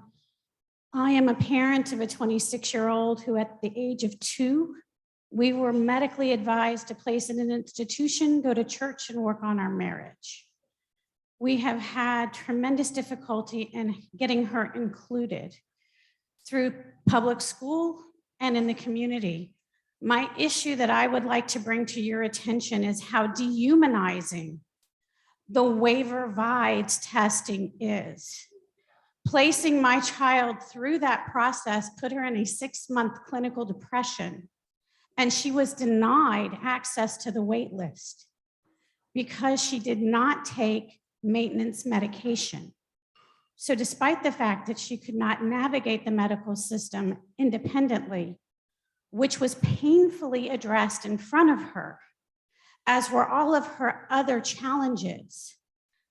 The fact that she has risen and overcome so much to graduate from high school with a modified standard diploma, missing only one SOL for a standard diploma, who has fought rigorously her entire life to be included, and has had to, at every step, at every level, had to fight for the right to be included in a classroom, at a volunteer site, who had to sit in a DARS meeting and be told that she could not sweep a floor without 100% support, despite 7 years of independently volunteering. She's not here today because she got her dream job. She did it outside of the system, but she is independently working in a bakery. She's fought for all of these things on her own, but she would like to live independently. We're not an independently wealthy family. We have given up a lot, had to learn how to be a lawyer, an educator, an advocate. Graduates of PIP, I'm a graduate of PIP in 2003. I sit and applaud the new PIP graduates. Go for it, man, this is what we do. But I had to go to working part-time. And the other thing I can tell you as a very business-minded administration is families leave this state because our disability system is so broken. Business owners leave this state and set up shop in other states because they cannot take care of their families. And I have watched them come back to give public comment over and over again because they so passionately want Virginia to do better. We must make our assessments to access services humanizing. I have not reapplied for services because I have to weigh, is it worth putting her through that again? Even though I know, and you can ask anybody in this room, we are told to give the worst day, to dehumanize our children, simply so that they can access livable services in the community. And we should not have to make that choice. We should not have to do that to our children.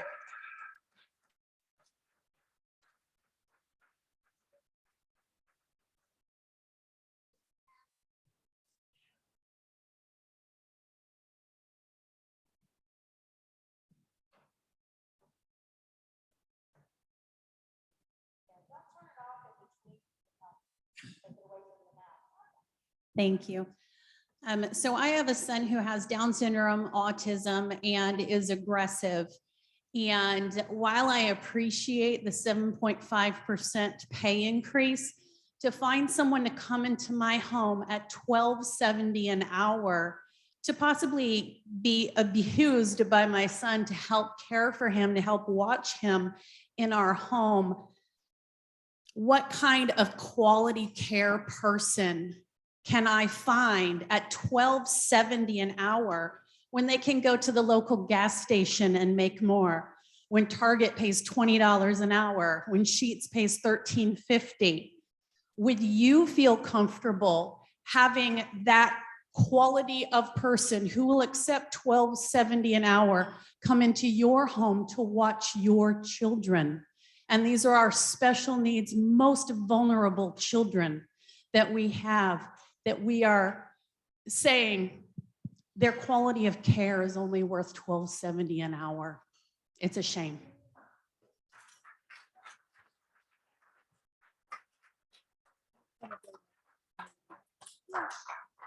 Hello, good afternoon. My name is Vicki Lomax, and I'm with Rappahannock Community Service Board, CSB. My question is, I saw that the transportation was up there. I have several individuals that are on my caseload that are employed. They've gone through the system and they are now competitively employed. The problem is transportation. Now, transportation is provided for those individuals that are going to Medicaid waiver funded programs, but he's getting support or going back and forth to work, but there's no transportation. He has to pay out of his pocket, and several of them have to pay out of the pocket. I know that transportation had been on the plate for a while. I've been with CSV for 16 years, and I would like to see something changed as far as for the individuals who are doing supportive employment. I would like to see some type of transportation provided where they don't have to pay out of their pockets.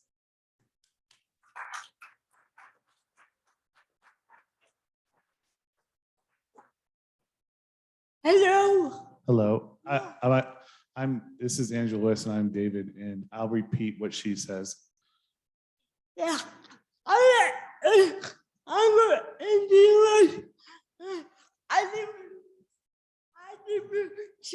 I live in Chesapeake, Virginia. I have a master's degree. I have a master's degree. I work part-time. I work part-time. I'm very proud that I live in college. I am very proud that I live in my own apartment, I couldn't do it. at which everyone said I could not do. Thank God. Thank God that I have my partner.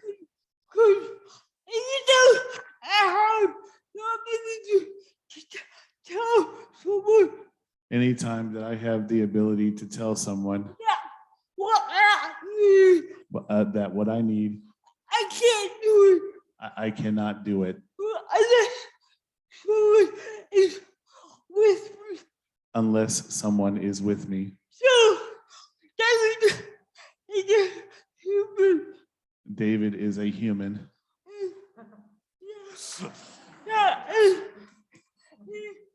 He needs sleep.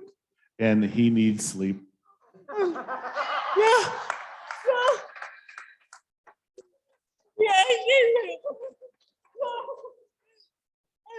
I do.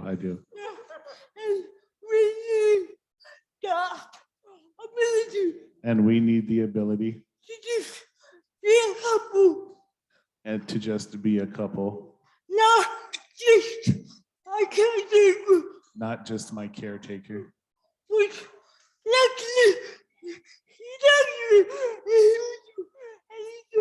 Which luckily he loves me and he'll do anything.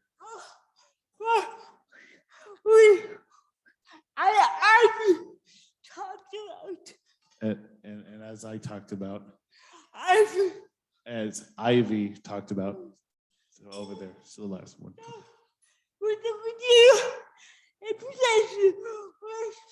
With the inflation rate and the cost of living going up,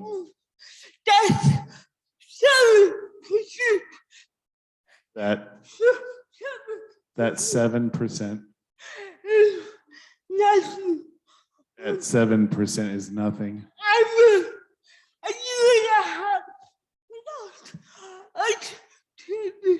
I went a year and a half without an attendant.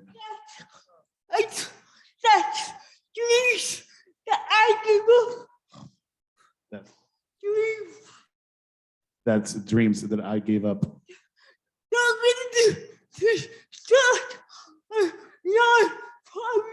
The ability to start a nonprofit. Which, thank God, I did it. Which, thank God, I did it. But I need we all need someone else. That when I need someone else, I need someone else. We all need someone else. And that's 7%. We have to do better. That 7% is that we have to do better. And we can partner with people with disabilities. And that we can partner with people with disabilities. I'm not here to argue at you. I'm not here to argue at you. No, get frustrated with you. Or get frustrated with you. We talk about the life of people in particular. but we're talking about the lives of people in Virginia. Life that can improve the community, not just take for the community. The lives that can improve the community and not just take from the community. Thank you. But thank you.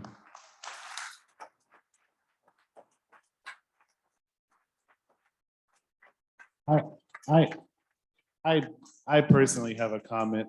A lot of these people are complaining about it, almost the same thing, like the money itself.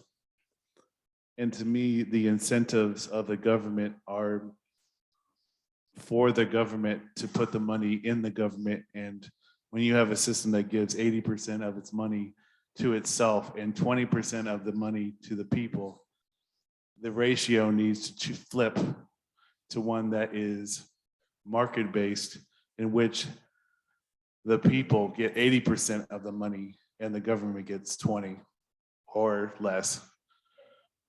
So my opinion placed is that y'all are unequipped to facilitate what all these people are begging and pleading for, and that you should create a either give the money to private contractors that could utilize a ratio that they can perform these services efficiently and solve these individual needs, instead of giving it to the government and people who like to basically pocket the money and do reports on themselves and pat themselves on the back.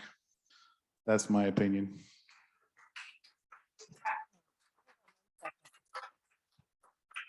We are going to extend, sorry. We are going to extend our session time, so we're not going to start sessions till 3. We really feel like it's important for you guys to get your questions out there. So we have another question here, so go right ahead. Okay. Oh, and then we'll wrap it so you get a good break. So I think we'll do this question and one more.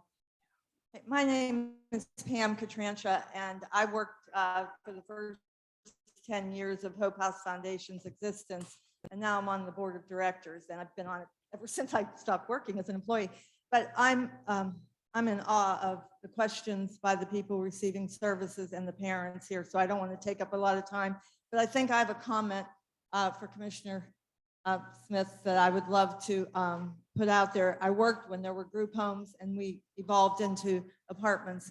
And how do we incentivize people who want to provide services in a more inclusive, non-congregate model when we're reimbursing rates at a higher price to group homes of more than 4 people than those that are more inclusive services?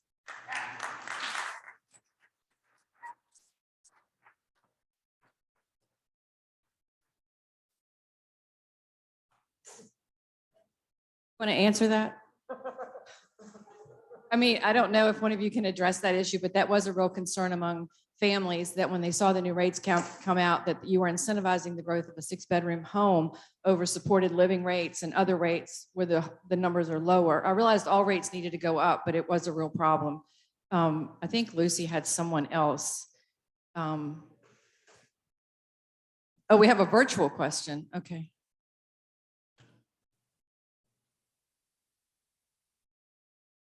Thank you. We had a question come in via Zoom from a Greta Harrison. She said, the waiver list, 400 slots here, 600 slots there, and we still have a list that is almost 14,000 people long a decade after this agreement. When and how will this waiver list be eliminated?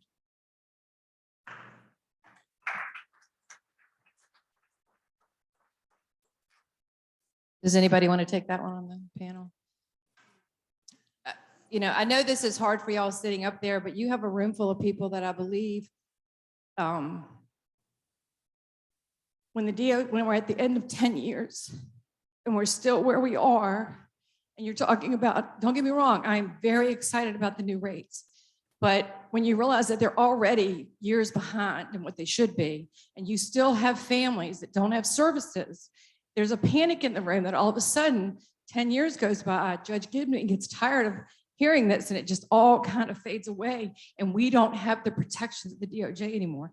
And so I guess I would ask Smiddie this question: how important is it for us as advocates to show up at the federal court building to let the judge know that we are still here after all these years? So that would be my question to you.